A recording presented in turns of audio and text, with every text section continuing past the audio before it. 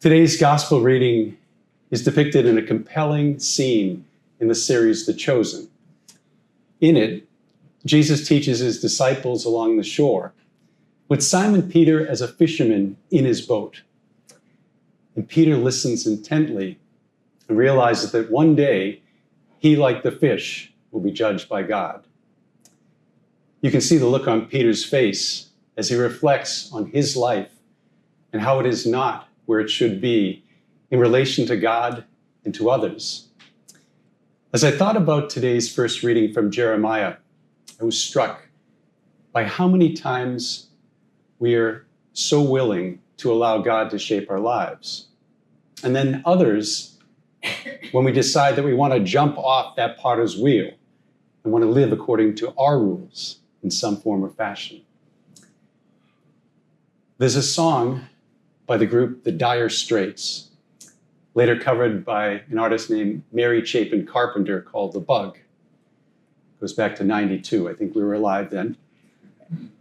But it reminded me of the consequences of this deciding to jump off the potter's wheel. The song begins like this, not sung. Well, it's a strange old game. You learn it slow. One step forward, and it's back you go. You're standing on the throttle, you're standing on the brakes, in the groove, till you make a mistake. And then the punchline. Sometimes you're the windshield, and sometimes you're the bug. In the journey of life, God has sent prophets like Jeremiah, and later his only son, to remind us that if we ever find ourselves taking a step back, that God, if we let him, will work with us to begin again, to reshape our lives into what is good and pleasing to him. Living in this time, with the many countersigns to the dignity of the human person, I think it's important to remember that the Lord has made every one of us in the world, to be virtuous and holy people. People who treat others and themselves with dignity that reflects the truth that everyone in the world is made in the image of God.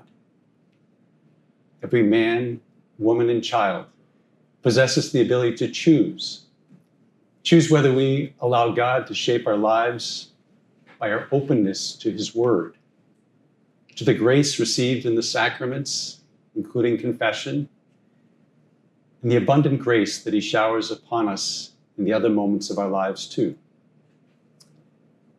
It's easy at times to remain in God's hands when all is well and life is going as we would like.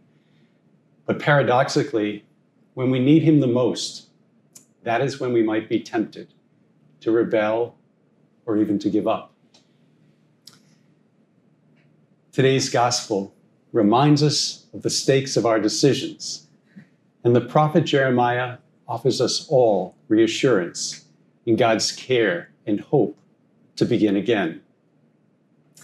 So whether you or a loved one are standing on the throttle or on the brakes, whether all is going well or you have sinned, the Lord is here for each of us to make us into what is good and pleasing to him, if only we place our trust in the Lord this day.